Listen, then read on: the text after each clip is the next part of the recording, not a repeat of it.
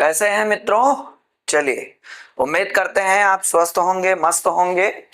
और आज हम आपके सामने नए चैप्टर के साथ आपका जो है पर्यावरण एवं सतत विकास लेकर आए हैं, जो कि पीवाईक्यू क्वेश्चंस हैं आपके, जो कि यूपीपीसीएस और आरओ एआरओ और अदर एग्जाम्स के लिए बहुत महत्वपूर्ण है। और चूंकि आपका यह चैप्टर जो है पर्यावरण एवं सतत विकास, हम लोग पढ़ेंगे किसमें? एनवायरमेंट एंड इकोलॉजी, पर्यावरण एवं पारिस्थितिकी। क्या होता है पर्यावरण? पर्यावरण जो शब्द है वो परिधन आवरण से बना है, अर्थात जो हमें चारों तरफ से घेरा हुआ है उसी को हम लोग क्या कहते हैं? पर्यावरण कहते हैं। हम बात करें इकोलॉजी की, परिस्थिति की, पर्यावरण में हमारे जीव जंतु आते हैं और पर्यावरण भी आता है। तो पर्यावरण का जीव जंतु से जो इंटरेक्शन होता है, अंतःक्रिया होता है, उसके बारे में अध्ययन करना ही हमारा क्या कहलाता है? पारिस्थितिकी कहलाता है, इकोलॉजी कहलाता है। तो हम आपको आज इस सेशन के माध्यम से आपको एनवायरमेंट एंड इकोलॉजी पढ़ाएंगे, और जिसमें हम लोग आज का जो टॉपिक है पर्यावरण एवं सतत विकास डिटेल में बताएंगे, जीरो से हाई लेवल बताएंगे, जो कि आने वाले आगामी परीक्षाओं में आपको बहुत ही महत्वपूर्ण आपका मदद करेगा और आपको सफलता की तरफ आपको बढ़ाएगा और एक कदम बढ़ाएगा। जैसे जैसे आपको आगे आप पढ़ेंगे, आप अपनी सफलता की ओर बढ़ेंगे। ठीक, हम आपसे भी उम्मीद करते हैं कि हमारे उसी के साथ जीएस लॉजी चैनल का भी साथ दीजिए और इसको सी सफलता की ओर बढ़ाने का प्रयास करिए। चलिए आइए चलते हैं पहले प्रश्न पर। पर्यावरण से अभिप्राय है, पर्यावरण से अभिप्राय है क्या होता है? जैसा कि अभी हमने आपको बताया कि पर्यावरण परिधन आवरण, हमें चारों तरफ से जो भी घेरा हुआ है उसी को पर्यावरण कहते हैं। यदि हम नीचे की बात करें तो हमारा क्या कहलाता है? स्थल मंडल कहलाता है। ऊपर की बात करें वायुमंडल कहलाता है। बगल से की बात करें तो आपका स्थल मंडल कहलाता है। तो इस तरीके से आपका क्या है, और इस तरफ हम बात करें तो जैवी मंडल कहलाता है। तो हमें चारों तरफ से क्या घेरे हुए है? ऊपर वायुमंडल है, नीचे आपका स्थल मंडल है, बगल आपका जैव मंडल है, इस तरफ आपके क्या है? जल मंडल है, जिसमें आपके नदी आती हैं, झील आती हैं, ये सब आते हैं। तो कहने का मतलब पर्यावरण से अभिप्राय है क्या है? भूमि, जल, वायु, पौधे एवं पशुओं की प्राकृतिक दुनिया जो इनके चारों ओर से अस्तित्व में है। तो ये आपका क्या है? यही हमको चारों तरफ से घेरा हुआ है। उन संपूर्ण दशाओं का योग जो व्यक्ति को एक समय बिंदु पर घेरे हुए होती है। हमें क्या किया है? जो भी हमारे चारों तरफ हमको घेर के रखा हुआ है उसी को हम क्या कहते हैं? पर्यावरण कहते हैं, जिसमें जीव जंतु हैं, पेड़ हैं, पौधे हैं, प्राकृतिक हैं, सब सारी चीजें हमें चारों तरफ से घेर के रखी हैं। यह हमारा किस में आता है? पर्यावरण में आता है। सी ऑप्शन, भौतिक और जैविकी एवं सांस्कृतिक तत्वों की अंतःक्रियात्मक व्यवस्था जो अंतः संबंधित होते हैं। आइए एक बात और, पर्यावरण में हमारा भौतिक पर्यावरण भी आता है, जैविकी पर्यावरण भी आता है और सांस्कृतिक तत्व भी हमारे। तो सांस्कृतिक पर्यावरण का मतलब जिसमें हमारा क्या देखा जाता है? राजनीतिक हमारा व्यवस्था देखी जाती है, हमारा आर्थिक देखा जाता है, सामाजिक देखा जाता है। ये भी हमारे किसके भाग होते हैं? पर्यावरण से भी हमारे संबंधित होते हैं। तो आपका लास्ट ऑप्शन क्या दिया है? उपर्युक्त सभी। तो पर्यावरण में हमें चारों तरफ से कौन कौन घेरता है? आपका जो है वायुमंडल भी है, स्थल मंडल भी है, जैव मंडल भी है, आपके जो है जल मंडल भी है, हमारा भौतिक भी आपके पर्यावरण में आते हैं, जैविकी भी हमें घेरा हुआ है, सांस्कृतिक तत्व भी घेरे हुए हैं। तो अर्थात हमारा ए भी ऑप्शन सही है, बी भी सही है, सी है, अर्थात ऑप्शन क्या हो जाता है आपका? उपर्युक्त सभी। तो चलिए चलते हैं नेक्स्ट क्वेश्चन पर। पर्यावरण किससे बनता है? जैसा कभी हमने आपको बताया, पर्यावरण किससे बनता है? पर्यावरण हमारा जीवी घटकों से बनता है जी। भू आकृतिक घटकों से बनता है, अजैव घटकों से बनता है और आपका उपर्युक्त सभी से बनता है। तो कहने का मतलब जैविक घटक से भी पर्यावरण बनते हैं हमारे, जिसमें हमारे जीव जंतु आते हैं, पेड़ पौधे आते हैं। भू आकृतिक घटक जिसमें हमारा पहाड़ आते हैं, नदियां आती हैं, मरुस्थल आते हैं, ये सब हमारे भू आकृति घटक है। अजैव घटक नॉन लिविंग थिंग्स, जितनी भी सारी चीजें कंपोनेंट है वो भी हमारे अजैव घटक में आते हैं। अर्थात हमारा क्या हो जाता है, पर्यावरण हमारा सभी से मिलकर बना होता है, जो कि बीपीएससी भी एग्जाम में पूछा है 2011 में। बहुत ही आने वाले आगामी एग्जाम में यूपी पीसीएस में बहुत आपके क्वेश्चन पर्यावरण एंड इकोलॉजी से पूछे जाते हैं। तो आप इसको छोटे में ना लें, मेहनत करें और पर्यावरण को गहन में अध्ययन करें और पर्यावरण को भी बचाने का काम करें, क्योंकि आजकल देख रहे हैं बहुत ज्यादा मात्रा में हमारा पर्यावरण प्रदूषित हो रहा है। चलिए चलते हैं नेक्स्ट क्वेश्चन पर। सामान्यतः पर्यावरण को निम्न प्रकार से वर्गीकृत किया जा सकता है, निम्नलिखित में से कौन सा एक इस वर्गीकरण का अंश नहीं है।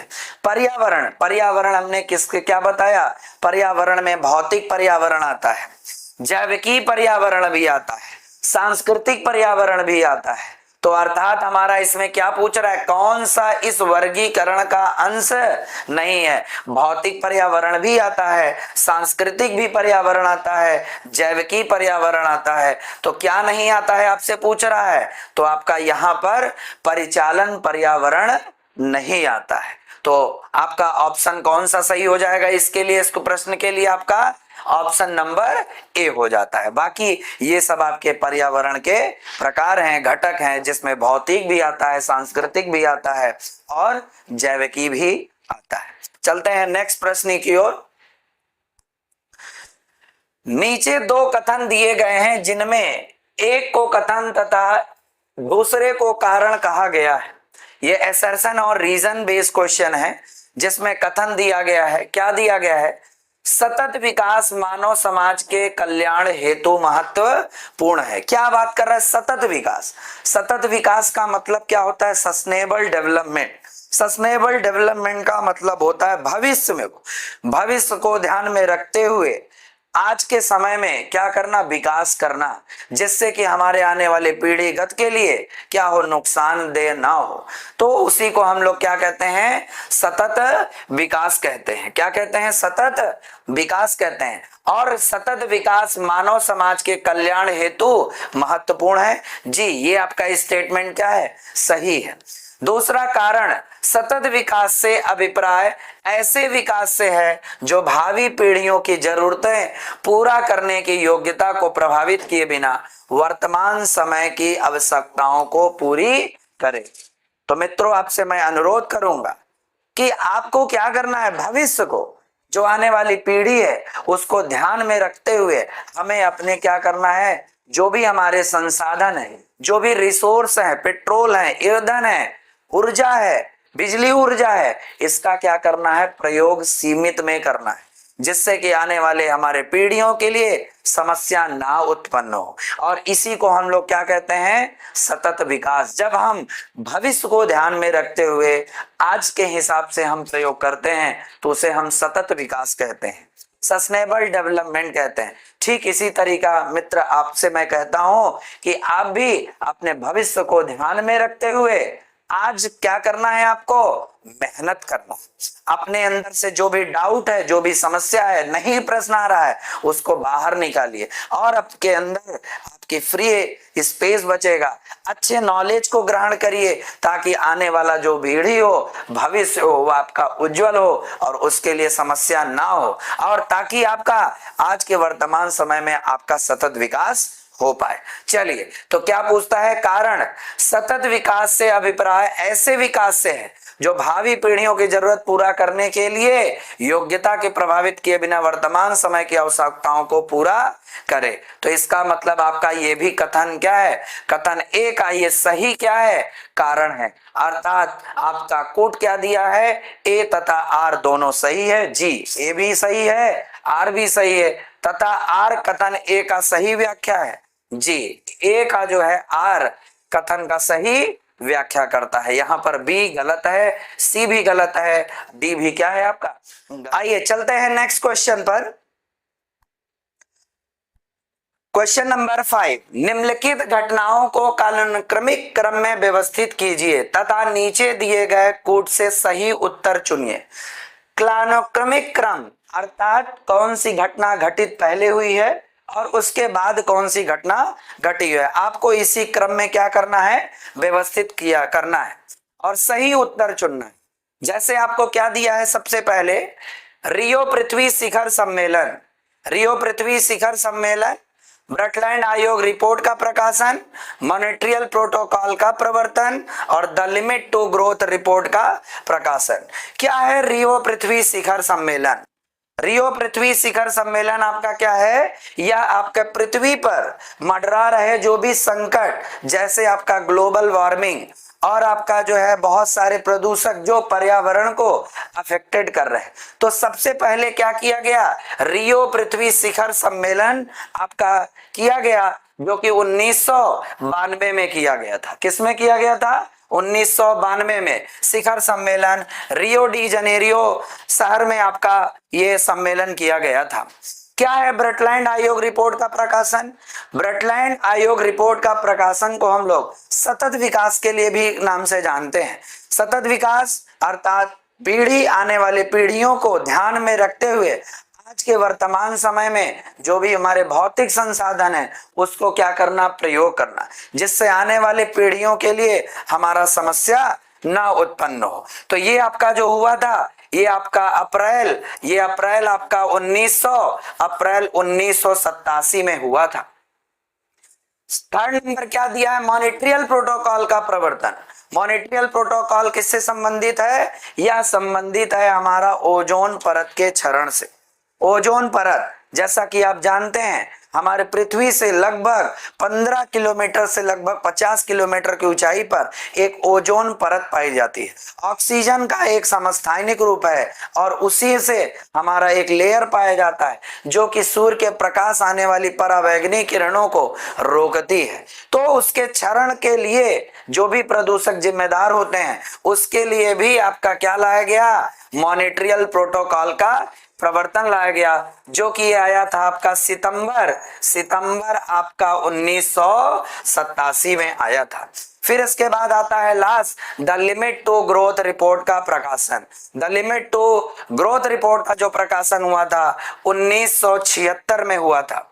1976 में हुआ था और यह क्या बताता है कि जो भी हमारे के पृथ्वी पर बहुत ज्यादा संख्या में हमारा क्या हो रहा है, चरघातंकी रूप में हमारा क्या हो रहा है, जनसंख्या में वृद्धि हो रहा है। तो हमें क्या बताता है, the limit to growth report का प्रकाशन 1976, रियो पृथ्वी शिखर सम्मेलन 1992, ब्रटलैंड आयोग रिपोर्ट का प्रकाशन 1987, मॉन्ट्रियल प्रोटोकॉल का प्रवर्तन 1987। तो नीचे दिए गए कूट से सही उत्तर चुनिए। तो सबसे पहले घटना कौन सी, 1976 आपका कौन सा है, ऑप्शन नंबर 4। फिर इसके बाद आपकी कौन सी घटना है, अप्रैल 1987 अर्थात दूसरा है। फिर इसके बाद सितंबर 1987, फिर आपका कौन सा था, 1992। तो यहां पर ऑप्शन कौन सा हो जाता है, ऑप्शन नंबर बी। तो समझ में आया होगा आपको, रियो पृथ्वी शिखर सम्मेलन 1992, ब्रटलैंड आयोग रिपोर्ट का प्रकाशन 1987 अप्रैल, मॉन्ट्रियल प्रोटोकॉल का प्रवर्तन सितंबर 1987 और the limit to growth report का प्रकाशन 1976 में हुआ था। आइए चलते हैं नेक्स्ट क्वेश्चन पर। वर्ष 1987 में संयुक्त राष्ट्र में पर्यावरण से संबंधित एक प्रतिवेदन की प्रस्तुति के उपरांत धारणी विकास सस्टेनेबल डेवलपमेंट पर चर्चा आरंभ हुई।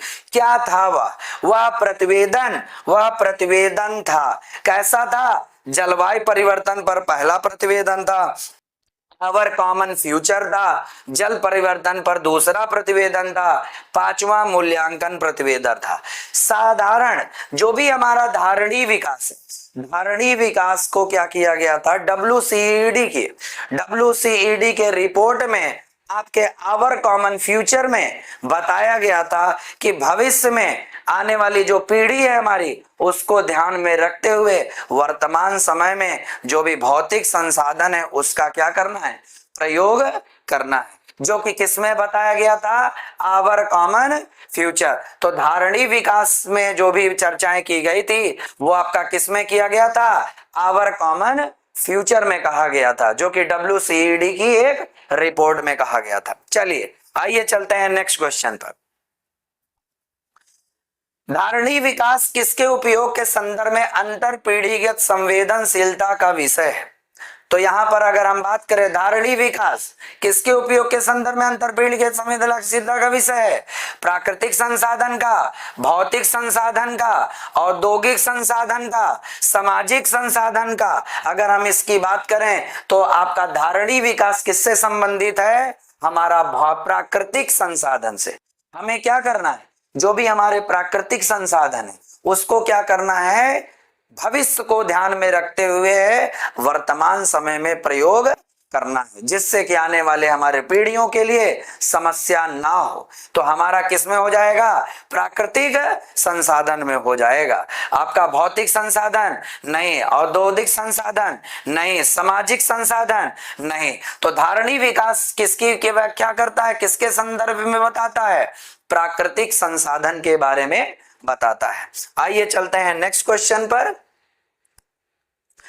सतत विकास के लिए आवश्यक है, क्या है सतत विकास, सस्टेनेबल डेवलपमेंट के लिए क्या आवश्यक है, जैविक विविधता का संरक्षण करना है, प्रदूषण का निरोध एवं नियंत्रण करना है, निर्दयता को घटाना है, उपयुक्त सभी। हमारा विकास कब होगा, सतत विकास कब होगा, जब हम जैविक विविधता का संरक्षण करेंगे। जो भी बायोडायवर्सिटी है, जो भी विभिन्न प्रकारों के प्रजातियां हैं उनको हम संरक्षित करेंगे तो हमारे पर्यावरण भी हमारे क्या होंगे, अफेक्टेड नहीं होंगे। दूसरा, प्रदूषण का निरोध एवं नियंत्रण, हमें पर्यावरण को क्या करना है, प्रदूषण से निर्मुक्त करना है, बचाना है और उस पर नियंत्रण करना है।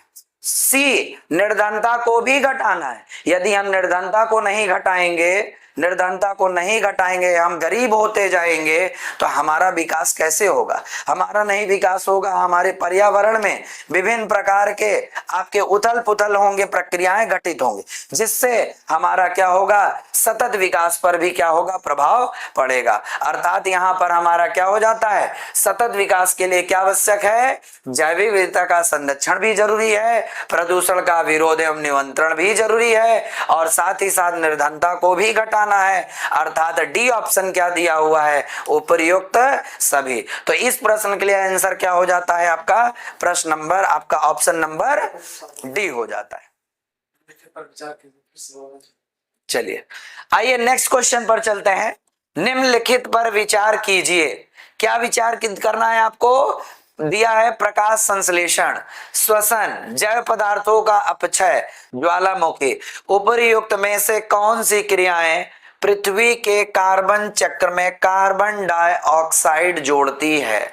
आपसे पूछ रहा है कि कौन सी क्रियाओं में कार्बन डाइऑक्साइड में आपका पृथ्वी के कार्बन चक्र को जोड़ती है। आपको बताना है प्रकाश संश्लेषण। क्या होता है प्रकाश संश्लेषण, प्रकाश संश्लेषण एक ऐसी विधि है जिसके द्वारा पेड़ पौधे, हरे पेड़ पौधे अपना क्या करते हैं, भोजन का निर्माण करते हैं। भोजन का निर्माण कैसे करते हैं, वो कार्बन डाइऑक्साइड का प्रयोग करते हैं और जल के साथ प्रकाश की उपस्थिति में क्लोरोफिल, हरी पत्तियों में हरी पत्तियों क्यों होती हैं, क्लोरोफिल के कारण, और इन्हीं सब की उपस्थिति में आपका क्या बनाते हैं, वो ग्लूकोज का निर्माण करते हैं। तो कहने का मतलब प्रकाश संश्लेषण में भी किसका प्रयोग होता है, कार्बन डाइऑक्साइड का होता है। श्वसन, श्वसन श्वसन प्रक्रिया क्या है, जिसके द्वारा हम लोग क्या करते हैं, सांस लेते हैं और छोड़ते हैं, जिसमें श्वसन में ऑक्सीजन हम लोग क्या करते हैं, लेते हैं, जबकि कार्बन डाइऑक्साइड को हम रिलीज करते हैं। पेड़ पौधे कार्बन डाइऑक्साइड को लेते हैं और ऑक्सीजन को वो रिलीज करते हैं। तो इसमें भी आपका कार्बन डाइऑक्साइड को जोड़ता है, किसमें, कार्बन चक्र में। जैव पदार्थों का अपक्षय, जैव पदार्थों का अपक्षय, तो जैव पदार्थों का अपचय की बात करें, कोई भी जैव पदार्थ है, लिविंग आपका ऑर्गेनिज्म है, उसका क्या होना, अपचय होना, अर्थात डीकंपोजिशन होना। डीकंपोजिशन होने में आपका भी क्या होता है, कार्बन डाइऑक्साइड रिलीज होती है। आइए लास्ट पॉइंट आपका क्या है, ज्वालामुखी। तो ज्वालामुखी की बात करेंगे तो ज्वालामुखी में भी ढेर सारे हमारे क्या होते हैं, ऑर्गेनिक सब्सटेंस, इनऑर्गेनिक सब्सटेंस में से आपका कार्बन डाइऑक्साइड भी रिलीज होता है। यहां पर भी रिलीज होता है, यहां पर भी रिलीज होता है कार्बन डाइऑक्साइड। संश्लेषण में भी यूज होता है, सॉरी श्वसन में भी आपका रिलीज होता है। केवल हमारा प्रकाश संश्लेषण एक ऐसा है जिसमें कार्बन डाइऑक्साइड आपका ग्रहण करता है, पेड़ पौधे ग्रहण करते हैं, जिसके माध्यम से ये क्या करते हैं, अपना भोजन बनाते हैं। तो अर्थात हमारा कौन सी क्रियाएं पृथ्वी के कार्बन चक्र में कार्बन डाइऑक्साइड को जोड़ती हैं, दूसरा जोड़ता है, तीसरा जोड़ता है और चौथा। तो ऑप्शन हमारा क्या हो जाएगा, ऑप्शन नंबर सी, जो कि कई बार पूछा है, एक बार नहीं कई बार। ऐसा नहीं है कि ये 2011 में पूछा है, 2014 में पूछा है, 2025 में नहीं पूछ सकता या 2026 में नहीं पूछ सकता। बहुत इंपॉर्टेंट क्वेश्चन है, आपसे पूछ सकता है, तो याद रखिएगा। तो इसका ऑप्शन क्या हो जाता है, ऑप्शन नंबर सी हो जाता है। तो आइए चलते हैं नेक्स्ट क्वेश्चन पर। अधोलिखित में से कौन सा पृथ्वी के कार्बन चक्र में कार्बन डाइऑक्साइड की मात्रा को नहीं बढ़ाता है। यहां पर आपसे पूछ रहा है कार्बन डाइऑक्साइड की मात्रा को नहीं बढ़ाता है। तो बढ़ाने की अगर हम बात कर रहे हैं, श्वसन प्रक्रिया, अभी हमने क्या बताया, श्वसन प्रक्रिया में आप क्या करते हैं, ऑक्सीजन लेते हैं और कार्बन डाइऑक्साइड आप छोड़ते हैं, तो छोड़ रहे हैं। प्रकाश संश्लेषण, प्रकाश संश्लेषण में कार्बन डाइऑक्साइड पेड़ पौधे प्रयोग करते हैं, ग्रहण करते हैं। जैविक पदार्थों का क्षय, जैविक पदार्थों का क्षय होता है तो भी कार्बन डाइऑक्साइड रिलीज होता है, मुक्त होता है। और ज्वालामुखी क्रिया, जो भी हमारे प्राकृतिक खनिज होते हैं, उसमें भी जब वो क्या करते हैं, ज्वालामुखी प्रक्रिया होती है, तो वहां पर भी बहुत अधिक संख्या में, मात्रा में आपके क्या होते हैं, कार्बन डाइऑक्साइड निकलता है। तो इसके हिसाब से देखा जाए तो आपका किसमें कार्बन डाइऑक्साइड घट रहा है, तो घटने का मतलब प्रकाश संश्लेषण। क्यों, क्योंकि प्रकाश संश्लेषण में कार्बन डाइऑक्साइड पेड़ पौधे इसी की सहायता से भोजन का निर्माण करते हैं। बाकी आपका श्वसन में रिलीज करते हैं, बढ़ाते हैं। जैविक पदार्थों के क्षय से भी बढ़ता है कार्बन डाइऑक्साइड, ज्वालामुखी क्रिया से भी बढ़ता है। तो किस प्रक्रिया में आपका घटता है, प्रकाश संश्लेषण में। चलिए चलते हैं नेक्स्ट क्वेश्चन पर। सौर विकिरण की सबसे महत्वपूर्ण भूमिका है, सौर विकिरण जो हमारा सोलर रेडिएशन, सोलर रेडिएशन का मतलब किससे संबंधित है, ये सनलाइट से मतलब है, किससे है, सूर्य के प्रकाश से संबंधित है। इसका महत्वपूर्ण भूमिका किसमें है, कार्बन चक्र में है। क्या चक्र है, कार्बन चक्र। कार्बन चक्र में प्रकाश का कोई अहम रोल नहीं। हाइड्रोजन चक्र में नहीं। जल चक्र में, जल चक्र में आपको पता है कि जल, जल को यदि सूर्य की रोशनी प्रकाश अगर पड़ता है तो जल क्या करता है, आपका वाष्पीकृत होकर आपका वाष्पन प्रक्रिया के द्वारा वह जलवाष्प में परिवर्तित हो जाता है। और वही जलवाष्प जब ठंडा हो जाता है, कंडेंस हो जाता है, संघनित हो जाता है, तो वर्षा के रूप में फिर से आपके वो पृथ्वी पर आ जाता है। तो कहने का मतलब सौर विकिरण की सबसे महत्वपूर्ण जो भूमिका है वो किसमें है, जल चक्र में है। नाइट्रोजन चक्र में भी आपका सूर्य के प्रकाश का, सौर विकिरण का कोई अहम रोल नहीं होता है। तो ए ऑप्शन भी नहीं है, बी ऑप्शन भी नहीं है, डी भी नहीं है। ऑप्शन कौन सा है आपका, सी। सौर विकिरण का सबसे ज्यादा जो महत्वपूर्ण भूमिका होता है वो हमारा जल चक्र में होता है, क्योंकि इस प्रक्रिया में हमारे जो जल होते हैं वो ग्रहण कर सूर्य के प्रकाश को, सौर विकिरण को ग्रहण कर वाष्पीकृत हो जाते हैं, जो कि यूपी लोअर सब ऑर्डिनेट एग्जाम 2004 में पूछा है, 2000 में भी पूछा है यूपी पीसीएस में। आइए चलते हैं नेक्स्ट क्वेश्चन पर। वर्षा की मात्रा निर्भर करती है। वर्षा की मात्रा किस बात पर निर्भर करती है? आपसे पूछ रहा है हवा के दबाव पर, वायुमंडल में नमी पर, जल चक्र पर और ताप क्रम पर। ये भी यूपीपीसीएस में पूछा गया है आपसे क्वेश्चन। तो आपका क्या है, वर्षा कब होने के चांसेस ज्यादा होती हैं? हवा चल रही होती है, वायुमंडल में नमी ज्यादा होती है, जल चक्र पर और तापक्रम पर। वायुमंडल में यदि आपकी नमी, ह्यूमिडिटी ज्यादा हो जाती है तो आपके वर्षा की मात्रा अधिक होने की या वर्षा होने की चांसेस ज्यादा होते हैं। तो इसलिए ऑप्शन कौन सा हो जाता है हमारा? ऑप्शन आपका बी सही हो जाता है। आइए चलते हैं नेक्स्ट क्वेश्चन पर। कई प्रतिरोधित पौधे इसलिए नहीं बढ़ते हैं क्योंकि पौधारोपण बारिश के समय में आपको क्या करना है, अधिक संख्या में जितना आप हो सके आप क्या करिए, पौधे को रोपण करिए।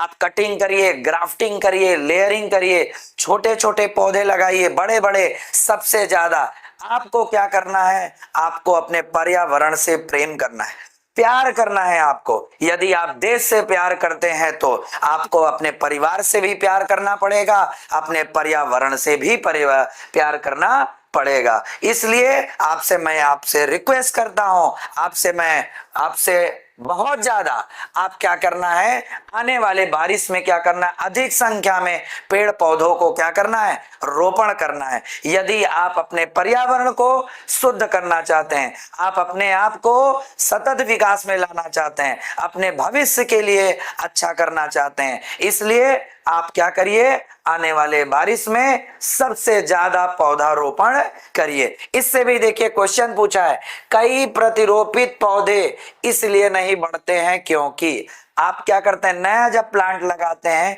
क्यों नहीं बढ़ते हैं? वो नई मिट्टी में इष्ट खनिज पदार्थ नहीं रहते हैं। आपके जो खनिज होते हैं वो तो मिट्टी में उपस्थित होते ही हैं, ये कारण तो नहीं हो सकता। अधिकांश मूल रोग नई मिट्टी को अधिक शक्ति से जकड़ लेते हैं, ये भी आपका नहीं है। आपके मिट्टी है, मिट्टी में आपके खनिज पाए ही जाते हैं। आप पौधा रोपण करते हैं तो वो आपको पकड़ेंगे ही, जड़ उसी में जाकर क्या हो जाती है, मूल जो रोम होते हैं वो मिट्टी में अच्छी तरीके से पकड़ लेते हैं, जिससे आपका पेड़ क्या हो जाता है, उसको एक फिजिकल सपोर्ट प्राप्त होता है, एक भौतिक सपोर्ट प्राप्त होता है। सी ऑप्शन, प्रतिरोपण के दौरान अधिकांश मूल रोम नष्ट हो जाते हैं। प्रतिरोपण, जिस समय आप प्रतिरोपण करते हैं उस समय क्या होते हैं, जो भी पेड़ पौधे के मूल आपके क्या होते हैं, रोम होते हैं, जो जड़ें होती हैं वो क्या हो जाती हैं, नष्ट हो जाती हैं, जिसकी वजह से वो आपके क्या होते हैं, बढ़ते नहीं हैं। और प्रतिरोपण के दौरान पत्तियां क्षतिग्रस्त हो जाती हैं। प्रतिरोपण के दौरान पत्तियों से कोई लेना देना नहीं है, क्योंकि अगर एक बार आपकी पत्तियां आपकी झड़ भी जाती हैं तो लेकिन हमारे तनों में से फिर नई पत्तियां उग जाती हैं। तो कहने का मतलब, कई प्रतिरोधित पौधे इसलिए नहीं बढ़ते हैं क्योंकि प्रतिरोपण के दौरान अधिकांश मूल रोम क्या हो जाते हैं, नष्ट हो जाते हैं। तो आंसर हमारा क्या हो जाता है, ऑप्शन नंबर सी हो जाता है। चलिए आज नेक्स्ट क्वेश्चन पर चलते हैं। पृथ्वी के चारों ओर गैसों को समूह को क्या कहते हैं? अभी हमने आपको क्या बताया, पर्यावरण। पहले ही प्रश्न में हमने बताया था पर्यावरण का मतलब परिधन आवरण, जो हमें चारों तरफ से क्या किया है, घेरे हुआ है, उसी को हम क्या कहते हैं, पर्यावरण कहते हैं। लेकिन पृथ्वी के चारों ओर किसकी बात कर रहा है, पृथ्वी के चारों ओर गैसों के समूह को क्या कहते हैं, भूमंडल कहते हैं, जलकण कहते हैं, वायुमंडल कहते हैं, जलमंडल कहते हैं। जैसे हम अपनी बात करें तो हमें चारों तरफ से बहुत चीजें घेर के रखी हैं, भूमंडल भी, जलकण भी, वायुमंडल भी, जलमंडल भी। लेकिन आपसे पूछ क्या रहा है, पृथ्वी को कौन घेरा है? तो पृथ्वी हमारा किससे घिरा होता है, हमारा जिसमें आपके गैस के समूह उपस्थित होते हैं वो हमारा होता है वायु मंडल होता है, एटमॉस्फेयर होता है। तो ऑप्शन हमारा क्या हो जाता है, सी हो जाता है।